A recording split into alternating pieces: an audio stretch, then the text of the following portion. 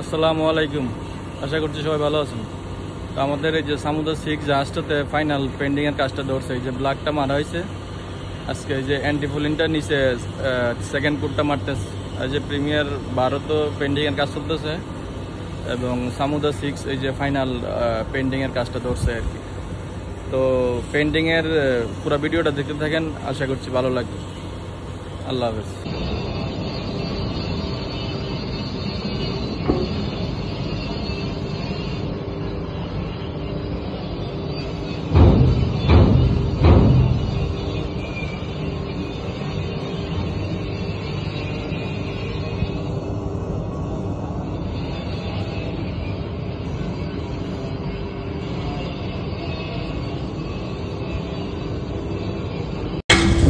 যাই হোক, এটা হচ্ছে প্রিমিয়ার 12তে স্প্রে করতেছে সানব্লাস্টিং করার পরে।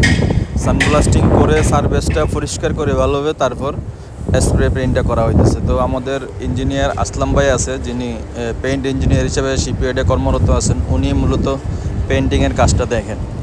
তো ওনার তত্ত্বাবধানে আমাদের শিপইয়ার্ডে প্রত্যেকটা জাহাজের পেইন্টিংয়ের কাজটা হয়।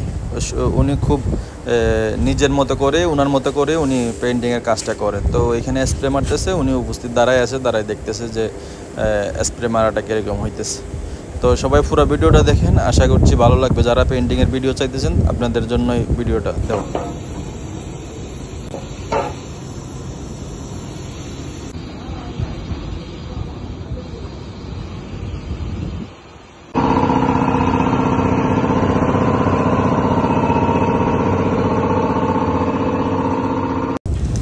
তো প্রিমিয়ার শেষ করে চলে আসছে। স্প্রে পেইন্টার হচ্ছে সামুদ্রাতে অ্যান্টিফোলিনটা ইউজ করতেছে।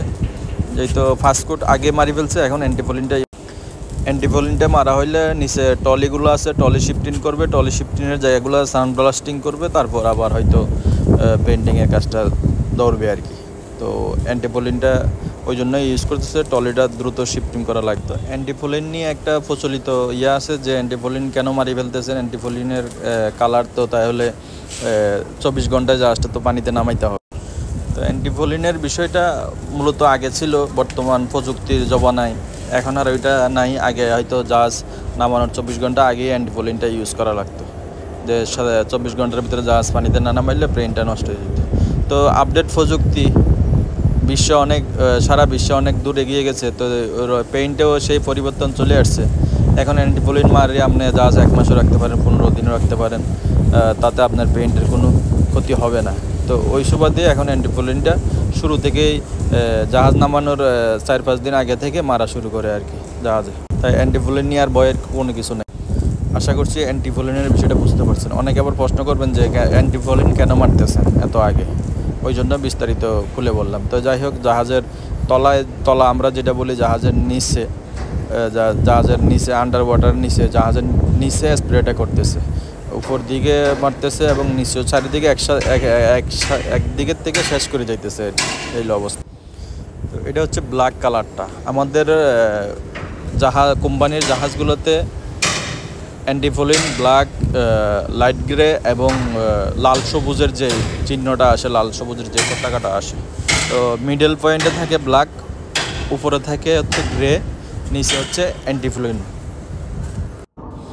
তো আমাদের ইঞ্জিনিয়ার আসলাম সাহেব আছে, উনি দেখতেছে আর ওরা স্প্রে করতেছে। যেহেতু আমি এই বিষয়ে অভিজ্ঞ না, তো আমি যেহেতু ফেব্রিকেশনের কাজটা দেখি, ওয়েল্ডিং, কাটিং, ফিটিংয়ের কাজটা দেখি, তো পেইন্টিংয়ের কাজটা মূলত আসলাম।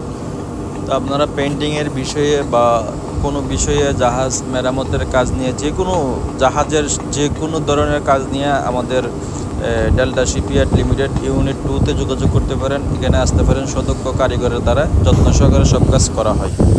তো আরেকটা কথা বলতে ভুলে গেছি, আজকে যেহেতু ফাইনাল পেইন্ট করতেছে, গতকালকে কিন্তু পুরো জাহাজটা ওয়াটার ওয়াশ করা হয়েছে, মানে পানি দিয়ে পুরো জাহাজটাকে ওয়াশ করা হয়েছে। তারপরও সারফেস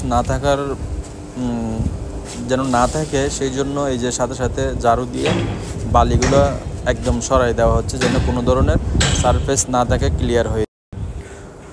তো সবাই পুরো ভিডিওটা দেখবেন, দেখলে হয়তো ভালো লাগতে পারে।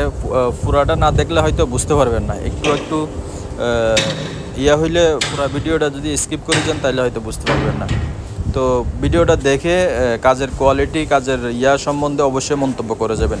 তো অবশ্যই সবাই পুরো ভিডিওটা দেখে মন্তব্য করবেন। যদি ভালো লাগে অবশ্যই লাইক, কমেন্ট, শেয়ার করবেন, বেশি বেশি করে শেয়ার করবেন যেন সবাই দেখতে পারে। আর কাজের বিষয়ে যদি কোনো কিছু বলার থাকে অবশ্যই কমেন্টে জানাবেন। পুরো ভিডিওটা দেখতে থাকেন। সবাই ভালো থাকবেন, দেখা হবে নেক্সট ভিডিও ইনশাআল্লাহ।